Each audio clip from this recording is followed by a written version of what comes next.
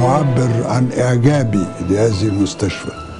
الظروف خلتني زرت مستشفيات في مختلف أنحاء العالم بصفتي أمين عام للأمم المتحدة، وبصفة مواجهات عسكرية في مختلف أنحاء العالم، ولكن أستطيع أن أقول دي أول مستشفى في حياتي نالت إعجابي بهذا التنظيم العظيم.